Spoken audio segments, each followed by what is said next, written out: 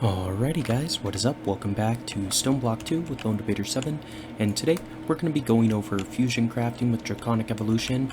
So, just to fill you in, since last time, I went ahead and got 4 more roofs set up, one with a Draconium, Ender Pearl, Awakened Draconium, and Slime Chicken. That way we have some more resources being generated. This roost collector collects from all of them, and then this import bus puts everything inside the computer. So, we've got passive, Awakened and regular Draconium being made. The awakened chicken just does nuggets, so you do have to go through and craft it into ingots, but that's not a big deal, we can do it. But let's take a look at the fusion crafting. So this is kind of like one of the more complex things with the Draconic Evolution mod. If you're new to it, like, this probably makes no sense because in my opinion it's not explained super well. So you need a couple of things. You need basic fusion crafting injectors, pretty easy. It's just smooth stone, a block of iron, 2 diamonds, and a draconic core. We'll make one of those. And you also need a fusion crafting core, which is 1 draconic core, 4 lapis blocks, and 4 diamonds. So that's how you get started. I would suggest making 10 of these bases, because if you make 10, it's going to give you enough to do all of the crafting that's going to be required later on. Once you set them up like this, I would also suggest you just go straight to Wyvern, if not Awakened. So these can be upgraded in order to do more complex recipes. So it goes from basic to Wyvern by doing a fusion crafting recipe with Draconium block, 2 cores, a Wyvern core, 4 diamonds. With 1 basic crafter will make you your Wyvern. And then to go to the Draconium version, or the 3rd tier, whatever, you take the Wyvern with 2 Wyvern cores, 4 diamonds, and a block of Awakened Draconium. So I would suggest going through and upgrading these, as like basically right off the bat. Like, those should be your first few crafts, just because it will speed up the process later. So what you do once you get all your ingredients placed in, which you just place the ingredients for the recipe, 1 on each pedestal, and then you put the item inside of this, hit start. It'll do this thing, it'll charge up, and then once the blobs, these little guys, move over, you can acceleration wand it to get it to craft pretty much right away, and then start again. So I went ahead and just got 10 of each of these respective items and placed them on their pedestals so they're ready, because that's basically what you have to do, and then you can place them back down. So what's going to happen is, after this guy gets made, we're going to place him down as well. Want him there, not facing that way though. They do need to be facing in, kind of like that. So what I'm going to do is just right click on these bases and just move them to the Wyvern ones. And we're going to keep on going, because I want to upgrade all of these at least to Wyvern, if not maybe get a couple to Draconic. The Draconic's going to be a little bit tougher. I don't think I've got the Awakened Draconium for 10 blocks quite yet, so we're going to have to wait on that until our chicken grows some more. But we can definitely get to Wyvern, which is good. Wyvern isn't bad by any means. It just isn't the best one possible, so might as well try to get the best, right? Anyway, this is how fusion crafting works. It's pretty straightforward once you get it set up. On this side, I've got a flux point feeding into enhanced energy conduits, which then goes into each of our little bases, because each base needs to have power on it.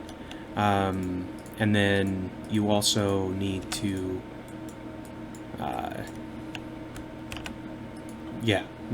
basically each base needs to have power on it in order to work. They also need to be facing. This works because this crafter is up 1 block. If it was on this base block, I don't think it would read all of the bases that I've got, or the crafting injectors, whatever they want to call themselves. So just keep that in mind. Like, it makes sense to put it up a block in the air like this. That way, you can craft with the right amount of pedestals. So the reason why I'm covering this is because in order to build with Project E, I want to say it's the energy condenser that takes it. Yeah, so you have to fusion craft with tier Wyvern or higher in order to get the energy condenser. So you have to go to Wyvern tier at least when you're starting off in order to build your energy condenser, which is something you want to do. Like that is our goal. Like that top priority, get an energy condenser set up, because then you can duplicate any item that you have, assuming it's got EMC, which basically everything does. Like this jetpack doesn't, but that doesn't really matter. But all the rest of this stuff, so like our Wyvern armor is EMCable, these crafters are EMCable. So you want to get a way to dupe your EMC items as soon as possible. That way you don't accidentally, use the last one in your storage and run out of, what you actually need to finish crafting and all that. Because once you have the ability to duplicate, you can basically have an infinite supply of everything. So that's kind of the idea. I want to get an energy condenser set up before we start going after the tablet from the mod, which allows you to store items and pull them out one at a time and stuff like that. It's a little bit better going through the transmutation tablet, but it costs more, and having a energy condenser will make it a lot easier, primarily because of the nether stars. So I did end up making some nether star seeds because I got from a quest reward the nether star crux, which you need to grow those. So I went ahead and planted it. I found out mystical agriculture crops work with your acceleration wand, so you can just acceleration wand it. So I spent maybe like an hour acceleration wanding one plant and got enough nether stars to be able to do this at least. But there you have it. We've got our fusion crafting set up to Wyvern. Not too difficult. You just need to make sure you have the resources. I think it took about 200 draconium to build everything.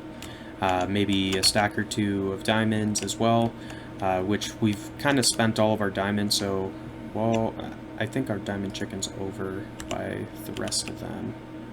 But I'm going to grab this breeder because I want to get a diamond chicken set up as well.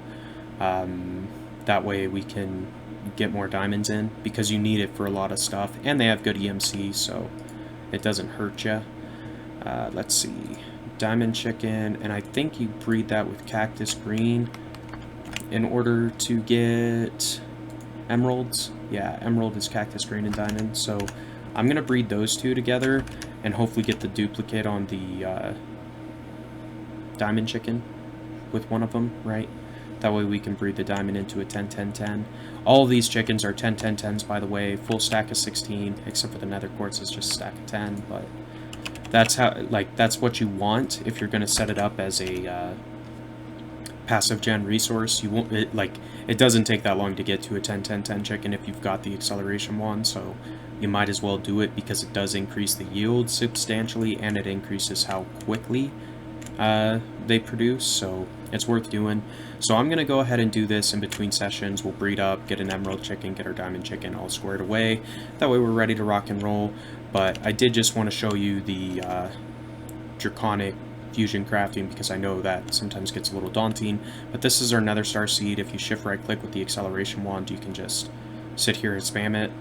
And you're going to want, if this is going to be your way to get nether stars, you want to kind of do this, because it takes 9 of these to make 1 shard, and it takes 3 shards for each cube. So you need to have 27 stacks of this base essence in order to get a stack of nether stars. So it adds up really quick as far as how much you need, but assuming you've got enough nether stars to make your energy condenser, you're going to be fine after that, because you can just duplicate nether stars as you need them afterwards. So that's kind of the plan. I think I've got enough stars built up that we can do all the crafting we're going to need, but we'll kind of play that by ear. If we need more, I'll just come out here and grind on that nether star plan for a little bit. But guys, if you enjoyed the episode today, be sure to like, comment, subscribe as always, and until next time, this has been LD7, and we will see ya.